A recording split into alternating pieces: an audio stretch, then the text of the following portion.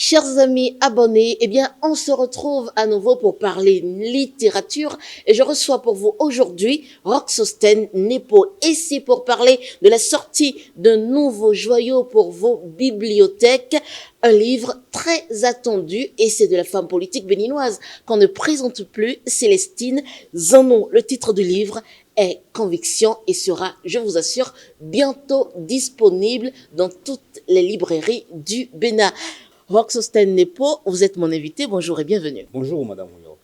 Alors, Roxosten Nepo, c'est bientôt la sortie du livre Conviction écrit par Célestine Zanon, femme politique de premier niveau, de premier plan au Bénin. Vous êtes un proche quand même de l'auteur.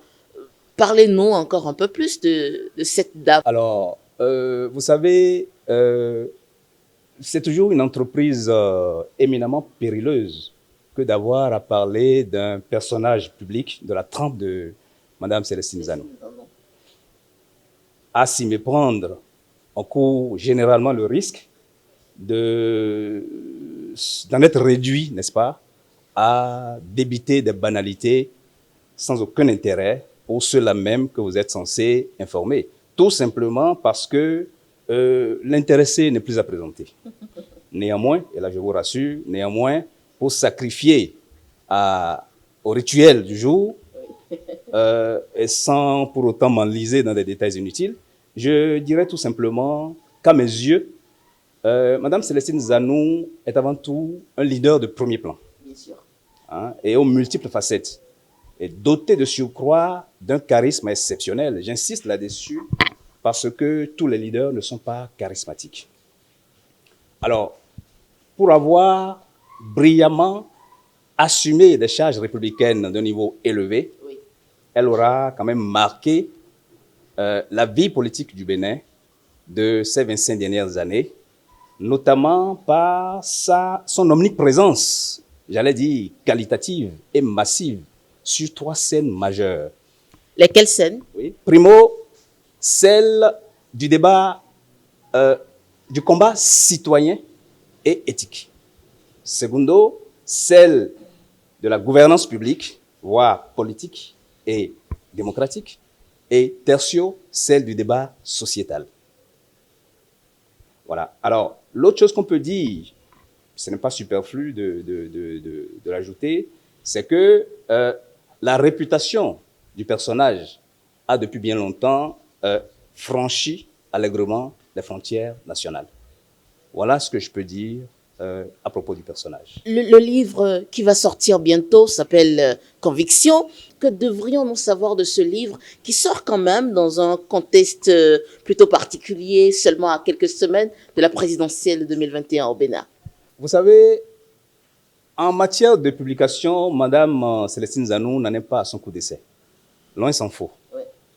Elle fait même partie des chroniqueuses les plus prolifiques, les plus plébiscitées et surtout les plus pugnaces de sa génération, toutes catégories confondues. Cependant, il faut reconnaître que c'est la toute première fois qu'elle initie un projet éditorial de cette envergure. Voilà. Alors, ce livre, comme vous le dites, sort à une étape du parcours de l'intéressé qui est plus proche de l'automne que du printemps d'une vie. Est-ce que vous voyez? Oui. Et ce livre vient en réponse aux besoins exprimés par un tiers qui a rencontré l'assentiment de l'auteur et qui pourrait se décliner en 2 principaux axes. Premier axe, Oui, parlons-en. voilà, il s'agit de réunir, de rassembler, n'est-ce pas, dans un recueil à publier, quelques-unes de ses réflexions, de ses chroniques et de ses contributions au développement et à la gouvernance apaisée non seulement de son pays, le Bénin, mais également de l'Afrique. Ça, c'est le premier axe. Le second axe, il s'agit de rendre témoignage, n'est-ce pas, à 2 figures emblématiques de l'histoire politique du Bénin, à l'ombre tutélaire desquelles elle a eu la chance unique de servir la République. Il s'agit bien évidemment de feu le général Mathieu Kérékou, Oui. qui n'est plus à présenter, et de feu le professeur Albert Théodire, qui n'est plus à présenter non plus. Alors, ce qu'il faut dire également par rapport à cet ouvrage, et j'en aurais peut-être fini, il faut signaler que la préface de cet ouvrage porte la signature d'un grand monsieur également, monsieur Gratien Poyon. Il est diplomate à la retraite. Il fut premier secrétaire général adjoint de l'Organisation de l'Unité africaine, ex-OUA, et ancien député de la première législature du Bénin du renouveau démocratique. À ce titre, il fut également un acteur majeur de la vie politique nationale, connu surtout pour sa verve et son franc-parler légendaire. Alors, quant à la postface, elle est signée par une autre célébrité, le père Rodrigue Bédinou du diocèse de Cotonou, celui-là même que les médias nationaux ont surnommé le prêtre écrivain, entre guillemets, pour la simple raison qu'il est l'auteur d'une multitude de publications consacrées à la place de l'Église catholique du Bénin dans la gestion de la cité. Enfin, l'occasion faisant le larron, c'est peut-être le lieu de vous faire une petite révélation au sujet du père Bédinou. Eh bien, tenez-vous tranquille, il est ce fameux tiers auquel j'ai tantôt fait allusion au début de mon propos, qui a inspiré à l'auteur l'idée de la présente publication. Voilà pour l'essentiel en ce qui concerne la préface et la postface de cet ouvrage. Alors, peut-être, il n'est pas exclu que, au passage, les différentes composantes de la communauté nationale soient gratifiées par-ci, par-là, de quelques clins d'œil complices et subtils de l'auteur et de son illustre préfacier. Ça s'annonce très, très croustillant. Rien ne l'interdit, a priori. En tout cas. Alors, Roxosten Nepo, le titre du livre est quand même très fort, Conviction. Conviction pour dire quoi? Pourquoi conviction?